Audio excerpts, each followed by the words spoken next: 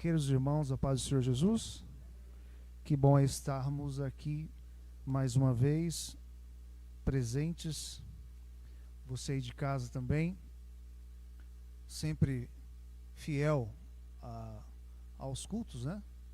Eu sempre dou uma olhadinha, acompanho, mesmo quando eu estou aqui, eu vejo que tem sempre o mesmo número ali, em volta do mesmo número de pessoas, né? Então quer dizer que são pessoas que têm uma assiduidade da casa de Deus. Deus abençoe você rica e abundantemente. Afinal, aqui é a casa do pão, né? A casa do pão. Por gentileza, abra sua Bíblia na carta que Paulo, o escritor, mesmo nunca tendo ido à cidade, escreveu aos Colossenses, capítulo 3, versículo 1. Enquanto você acha, Paulo escreveu essa carta quando ele estava preso em Roma. E todos nós sabemos que após a sua prisão em Roma, ele acaba ficando limitado do direito de ir e vir. Ele fica em prisão domiciliar. Se fosse hoje em dia, ele estaria com a tornozeleira, desculpa, e a irmã entende bem isso aí, tornozeleira eletrônica. Mas depois lhe foi imputada a pena capital, em que ele foi executado, possivelmente decapitado, né?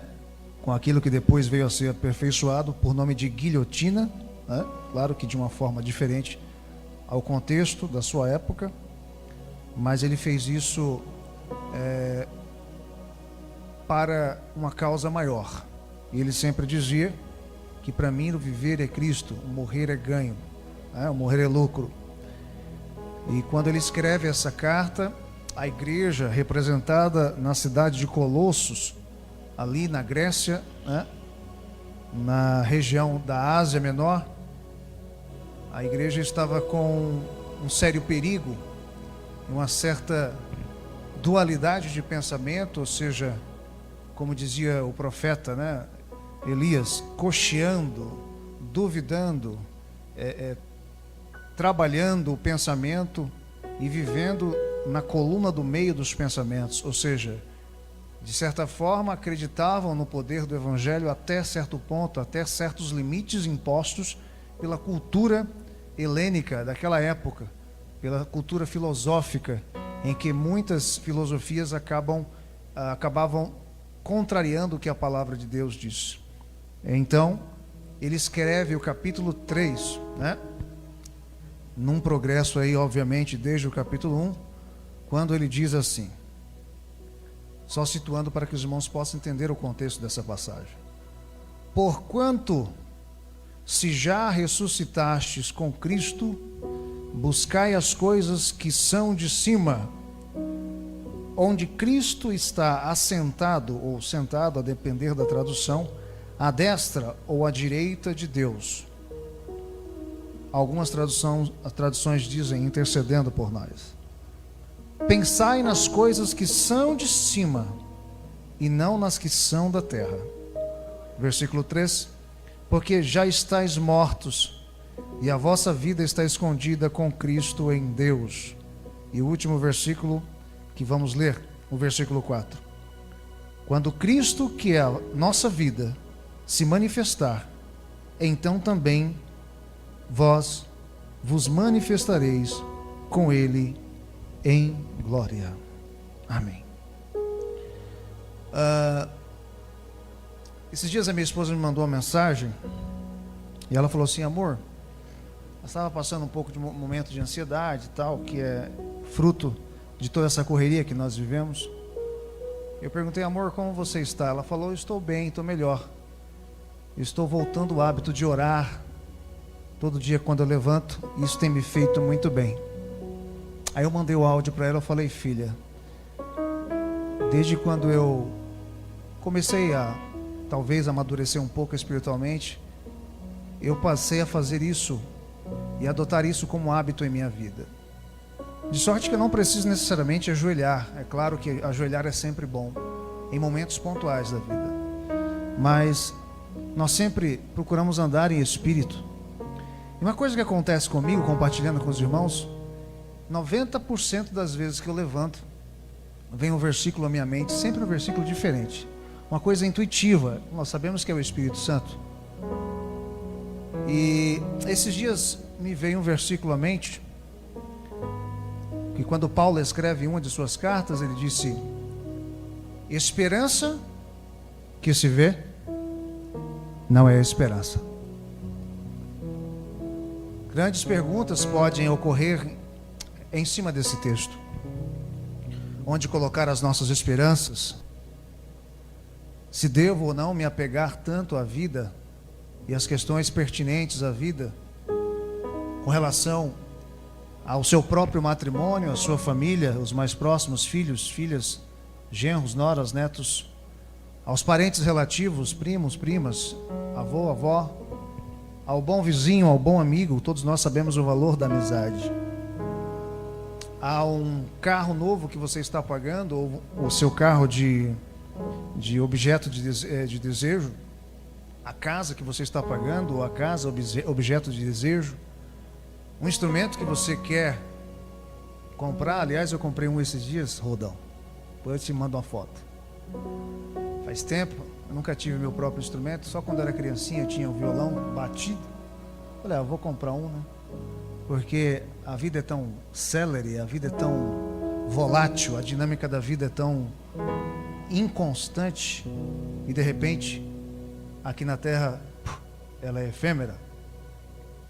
Mas há muitas perguntas que nós podemos fazer, de sorte que eu quero pautar a nossa reflexão nesta noite, e eu não quero ir muito além, sob o seguinte título: Vivendo em desapego. Aliás, isso também foi fruto de uma conversa que eu tive com a minha filha. De vez em quando dá um negócio nela, ela fala, pai, do nada assim, às vezes eu percebo que ela está querendo conversar. Minha filha já está, daqui a um ano, ficando maior. E aí eu soltei essa frase para ela. E ela falou, pai, realmente eu concordo com o senhor. Aliás, ela discorda de mim em muita coisa. Mas isso é bom, porque isso produz aprendizado por semelhança, por contraste. Afinal, o aprendizado também é dado por resistência, por contrariedades e por contra-argumentações. Mas de qualquer forma, nós, uns para com os outros, porque somos espelhos um do outro, e principalmente os nós para com os mais novos, somos postos por referenciais do que fazer e do que não fazer. E soltei essa frase para ela, e quando o pastor Lucas falou, eu perguntei se havia um título, um tema, ele falou que não. Logo me veio essa frase: viver em desapego. E aí? Vamos conversar um pouquinho?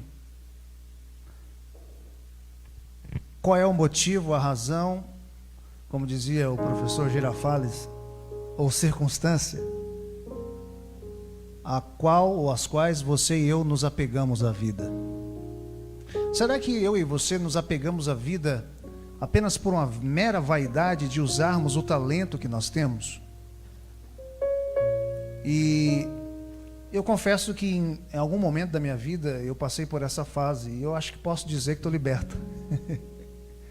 Já passei por essa fase. Talvez você esteja passando por essa fase, talvez você esteja liberto assim como eu, ou então está em vias de. Porque na verdade, diz o texto, e ele ressuscitou, levando o cativo o cativeiro, e distribuiu dons aos homens. Mas o que é o fator motivador da minha e da sua vida?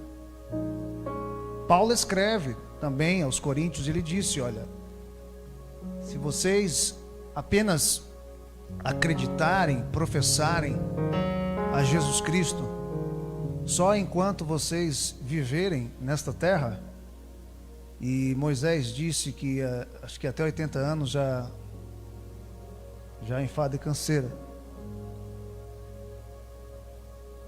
você e eu seremos os mais miseráveis de todos os homens. A palavra miserável é contrário à palavra misericórdia, porque como inclusive o pastor Francisco um dia falou aqui com muita propriedade, o significado no original latim da palavra misericórdia, que é ser carregado pelo coração, o miserável é o contrário disso, é desprezado pelo coração. Então se você se atém a Cristo somente as coisas, eu e você, desta vida que dura, hoje nós temos muitos centenários na nossa sociedade, e nas sociedades orientais já tinha, né, por conta do estilo de vida deles. Se eu e você buscarmos, intuirmos as coisas espirituais apenas na brevidade, na efemeridade, na limitação da vida que nós temos,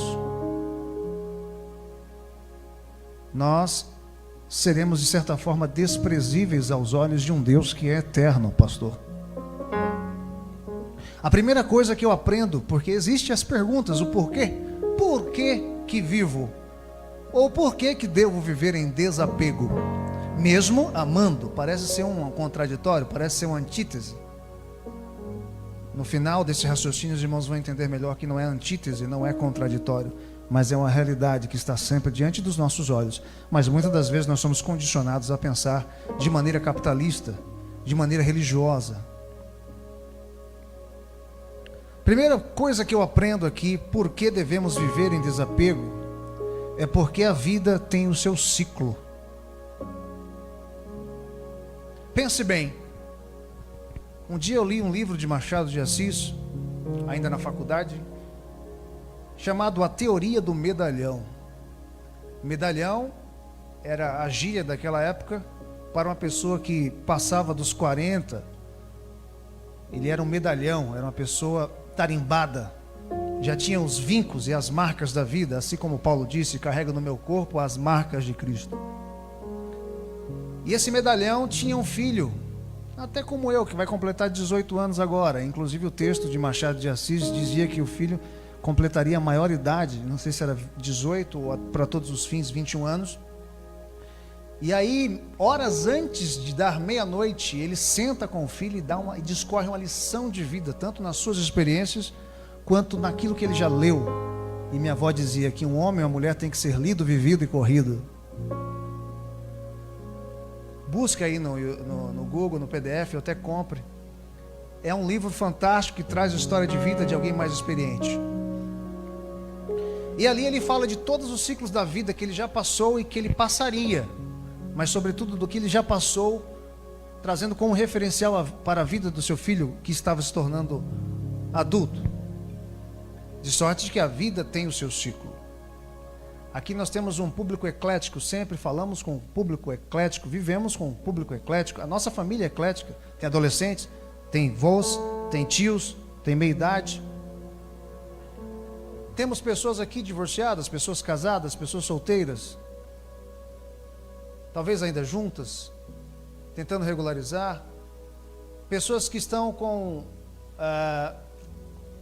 em vias de entrar na universidade, pessoas que já estão bem na crista da onda na sua vida profissional. Há pessoas já viúvas, há pessoas aposentadas, e há pessoas que dizem, como eu já ouvi até de pessoas de certa idade: meu filho, eu estou fazendo hora extra. A vida tem seu ciclo. Qual é o ciclo que você está vivendo? Esses dias eu mandei uma mensagem para uma de nossas colaboradoras lá na empresa. A gente está trabalhando também na gestão, além de dar aula. E ela está de quarentena. Seu esposo pegou o você sabe quem? Como diz lá a saga do filme, né? E eu escrevendo a mensagem de encorajamento em nome da equipe, eu falei a ela: viva cada momento da sua vida intensamente. Porque depois é poeira. Primeira coisa, porque eu devo viver em desapego. Amando, mas em desapego. Porque a vida tem o seu ciclo. Qual é o seu ciclo, pastor? Qual é o seu ciclo hoje? O que o senhor já realizou, pastor João de Deus? Qual é o desejo que o senhor ainda tem em realizar em vida? Deus pode tornar isso ainda realidade. E os seus filhos que você tanto ama, aos quais você está abraçando aqui nesse momento, nessa figura da irmã, esposa do pastor Francisco, irmã Denise, Patrícia, coleira, agora Denise não dá certo. Aquela pessoa que você ama de longe, mas de perto você não consegue conviver com ela. Aquela pessoa com a qual você não fala e guardou um rancor dela e até a maltratou verbalmente. A pessoa aparentemente está bem, mas está sendo carcomida por dentro. Você falou e esqueceu, e ela não. Esqueça-se que a vida, não esqueça-se que a vida é feita de ciclos. Por isso eu devo amar, mas viver em desapego. Segunda coisa que eu aprendo aqui, das 4 coisas para nós sentarmos, irmos para casa e enfrentarmos mais uma semana que Deus nos dará, com saúde e com a sua graça. Eu devo viver em desapego mesmo amando, porque os projetos podem não ser concluídos.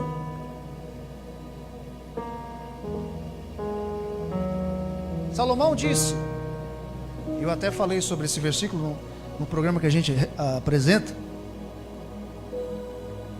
fazendo um paralelo com as literaturas, os grandes escritores da humanidade. Tudo que vier à sua mão, Daniel, para fazer, não perca tempo, faça. Porque para a sepultura, aonde tu vais? Você já foi até um velório? Que pergunta, né? Todos já fomos. Para lá, não há projetos. Lá dentro, não há intento, não há planos. Porque tudo já, mesmo que brevemente, para quem entende e aceita o conceito de eternidade da vida, mesmo que brevemente, tudo morreu. Embora o cemitério faça jus ao seu nome, é um lugar de sementes, de tantos sonhos, que um dia alguém já sonhou. Agora, por que viver em desapego, mesmo amando? Porque quando você ama demais, quando você se doa demais, você sofre demais. A Bíblia não proíbe amar, mas ela nos dá parâmetros para que nós possamos amar. Jesus amou, Deus amou de tal maneira, sim, porque Ele podia ressuscitar o seu Filho. Agora eu e você não podemos ressuscitar a nós mesmos. Ame, faça o bem, faça caridade. Caridade em espécie, em atitudes, caridade em doações emocionais, mas todas com limite, porque somos uma comunidade. Não carregue o peso do mundo em suas mãos, em seus ombros. Devemos viver em desapego, mesmo amando, porque os projetos podem não ser concluídos. Eu estava conversando com a minha esposa hoje, eu falei, filha, tudo bem que você sabe quem está por aí, todo mundo está com medo, mas as pessoas só vão no momento que tem que ir.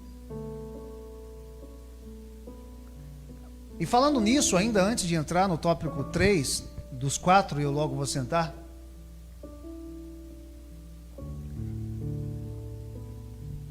Eu geralmente venho ao culto, aí minha família entra, eu vou guardar o carro, aí eu entro.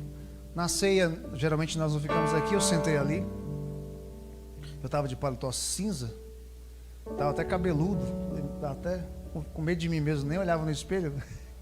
Aquele momento você não tem tempo de cortar o cabelo. Isso foi dia 20 de dezembro de 2019. E a ceia rolando aqui, bombando, cheio de gente, orquestra maravilhosa, os pastores, colegas ministrando, a mesa posta aqui. E na hora que nós estávamos lendo a leitura oficial, os pastores pediram, pastor, não me lembro quem foi na hora, não sei se foi o pastor Júnior, eu ouvi uma voz que me disse, E eu tive um temor muito grande. Eu ouvi uma voz de um lado, de um outro lado, como se fosse águas caindo, batendo numa pedra. Águas como cachoeira. Uma voz que me dizia assim: em 2020, muitas pessoas alcançarão muitas coisas pelas quais estão lutando, mas muitos referenciais dessa forma, muitos referenciais desta geração já não mais estarão entre nós, serão levados para a eternidade. Eu comecei a tremer, meu coração começou a bater forte, forte, forte. Eu até tentei verbalizar em profecia, mas eu falei não. A Bíblia diz que o espírito do profeta é sujeito ao profeta. Eu fui para casa, chorei um pouco, baixei a cabeça, falei um pouco com Deus ali e tal. Aí cheguei em casa, eu falei: quer saber? Vou jogar na rede como profecia, porque eu tenho certeza que foi Deus que me falou isso. E em janeiro, me parece, ou fevereiro, houve o primeiro caso, né? E aí a gente começou a ver amigos, pessoas, entes queridas indo. E todo mundo tem alguém que está em situação delicada. Eu tenho bem próximo a mim, tenho amigos, né? E pessoas também que já estão descansando na eternidade. Mas por que eu estou falando isso? Porque vem a calhar com o próximo tópico da nossa reflexão. Por que devo viver em desapego? Mesmo que a amizade é boa, mesmo que a tua esposa te ame de paixão, teu marido te adore, te ame, teus filhos só querem você, só querem teu abraço. É porque as gerações se renovam.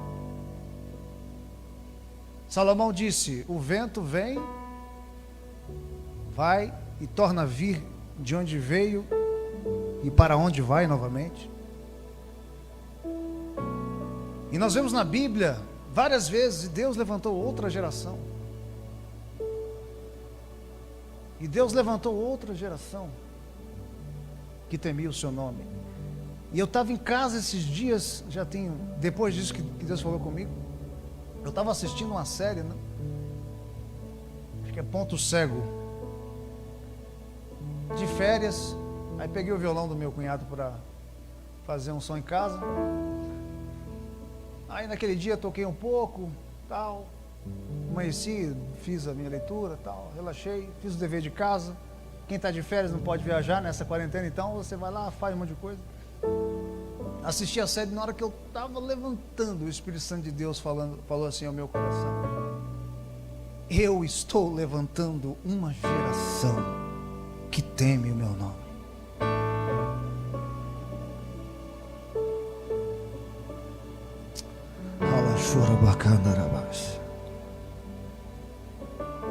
As gerações se renovam.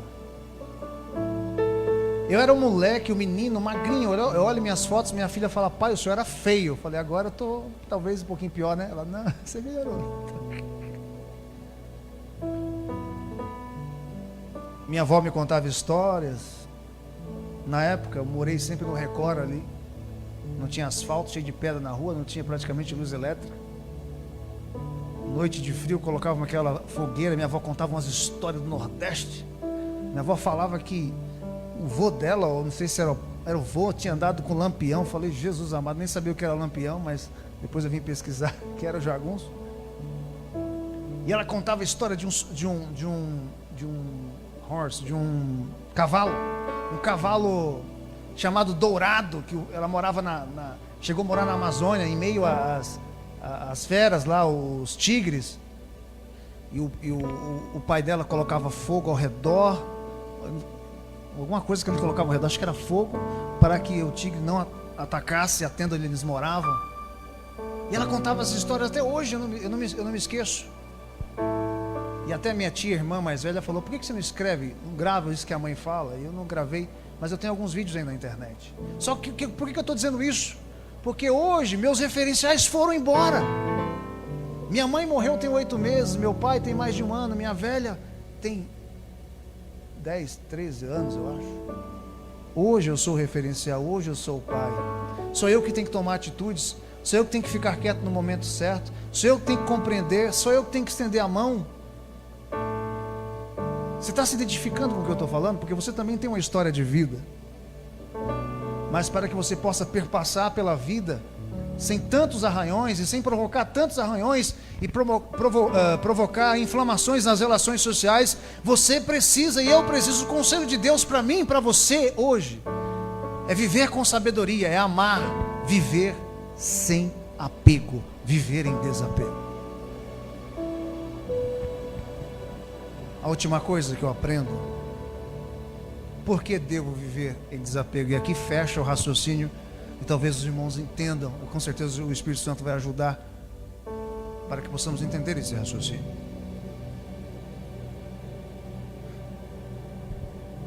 Primeiro, porque a vida tem seu ciclo, já falamos.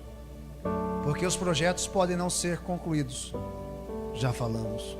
Porque as gerações se renovam, falamos disso também. Mas porque somos cidadãos de um reino eterno. É por isso que podemos e devemos viver em desapego. Porque se você conhece o conceito de eternidade, você não tem necessidade de se apegar, porque tudo é eterno.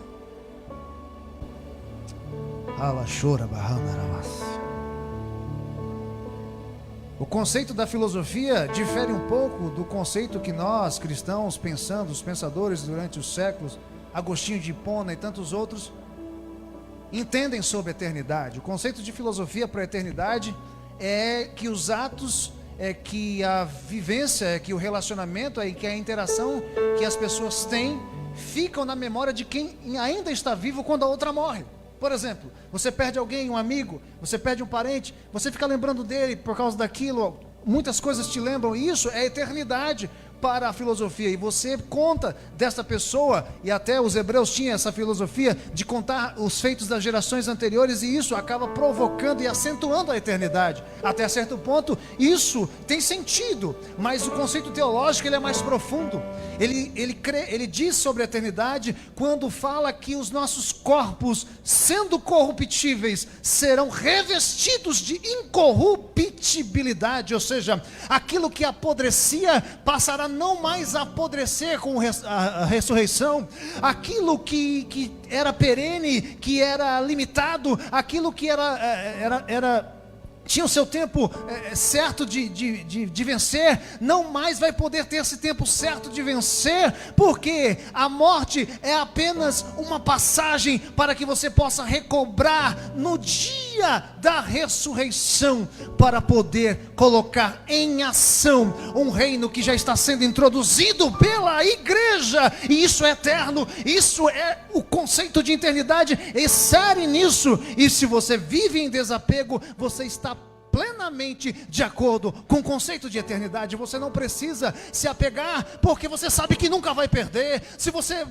pensar que você nunca vai perder o seu pai, você nunca vai perder a sua mãe, você não perdeu o seu pai, você não perdeu a sua mãe, você não perdeu um amigo, nós não perdemos o Theo, nós não perdemos, nós apenas ganhamos, porque o conceito de eternidade vai além do raciocínio e da temática humana. Aliás, era isso que Paulo estava querendo dizer aos Colossenses. Aleluia. Emento raécio, cobanto de bandara gácia.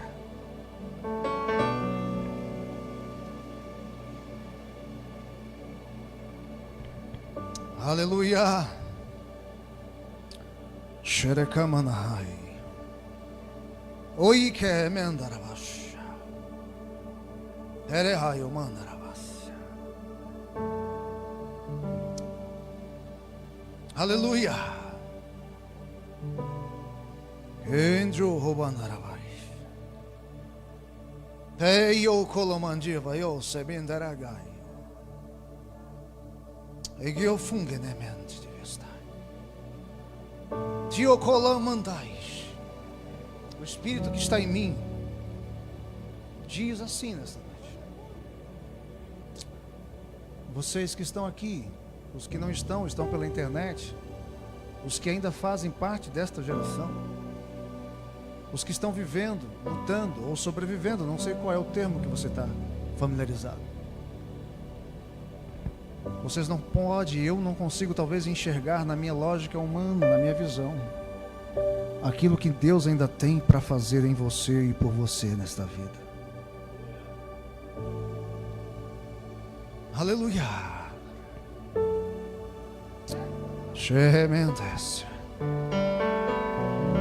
Eu quero ler texto aqui, mas eu estou sentindo algo tão gostoso. Eu quero ler para fazer o fechamento, mas eu estou sentindo algo muito gostoso. Não deixe a ansiedade tomar conta de você. Sabe, esses dias aí eu estava tão ansioso, e eu quase não sou tão ansioso. De madrugada eu não conseguia dormir, e eu falei, não vou aceitar isso não. Eu comecei a buscar a Deus, pastor. Buscar. E eu fui para os salmos lá na minha mente. O Senhor é o meu pastor. Eu tenho tudo, porque Ele me supre tudo. Deitar-me faz em verdes pastos, guia-me mansamente. Aí de repente o Espírito Santo foi tomando o meu corpo. Eu comecei a ser anestesiado e parecia que eu estava andando nas nuvens, irmãos. Eu sei que você já teve essa experiência também. E eu comecei a falar com Deus e de repente já era hora de trabalhar. Eu passei uma noite tranquila e acordei tão bem, dirigindo, ouvindo um Cid Moreira nos Provérbios, ouvindo uma música no aplicativo. O que nos falta é buscar a Deus e confiar nele.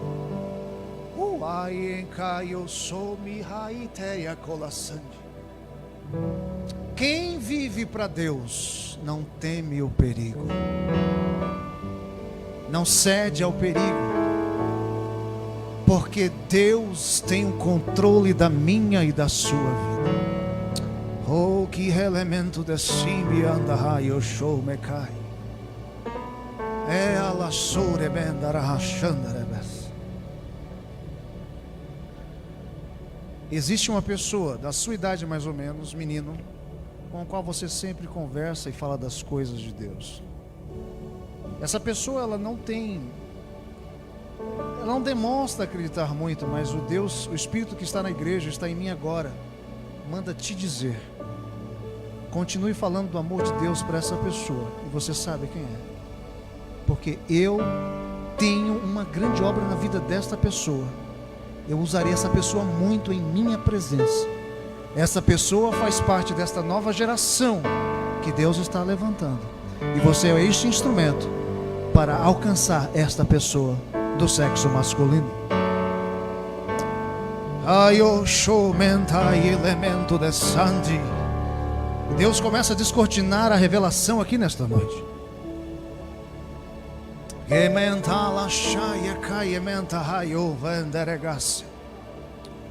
Assim diz o Senhor: não temas, meu servo. A dor que pode afligir o seu corpo não te levará, porque não é tempo ainda. Não temas, busque a minha presença, porque eu sou paliativo, eu sou refrigério e sou a cura, quando você buscar com a ânsia da sua alma. Assim diz o Senhor. Oh, que me rachai, eu quero terminar. Porquanto se ressuscitastes com Cristo, te rachai. Deus está dizendo assim para a irmã Patrícia: as muitas provocações não te atingirão se você não aceitá-las. Eu vejo uma porta aberta. Eu vejo promoção, mas eu vejo até intimidação. Mas a senhora vai vencer calada, como diz o texto 4:20 de Romanos. A esposa de Abraão venceu, dando glória a Deus. Aleluia. Se já ressuscitaste com Cristo, buscai as coisas que são de cima, onde Cristo está assentado à direita de Deus. Pensai nas coisas que são de cima e não nas que são da terra, porque vocês já morreram e a vossa vida está escondida com Cristo em Deus. Quando Cristo, que é a nossa vida, se manifestar, então também vós vos manifestareis com Ele em glória. Nós temos e somos cidadãos de um reino eterno. Esse é mais um motivo pelo qual devemos viver amando, mas viver em desapego. Para terminar, de repente quero só iniciar uma canção, aí o nosso querido Roldão com a equipe vai cantar. Eu tenho uma mensagem profética para o Senhor. O Espírito de Deus que está em mim manda te dizer. Eu começarei algo que você no início não vai entender. Entende? Mas confie em mim, porque eu, no final deste algo que você não vai entender no início, vou te dar uma grande vitória que você já está orando há anos. Assim diz o Senhor. Aleluia. Vou pegar essa nota e vou pegar um hino. Aí depois você tira o seu. Pode ser? Se o inimigo te vem acusar com medo, com ansiedade, os seus pecados te quer condenar, vem, toma sua vitória, que o Filho de Deus te dá. Pois lá na cruz já comprou o perdão, sangue que apaga toda acusação e anula a sentença de morte. Vai, vai, vai, vocês, e não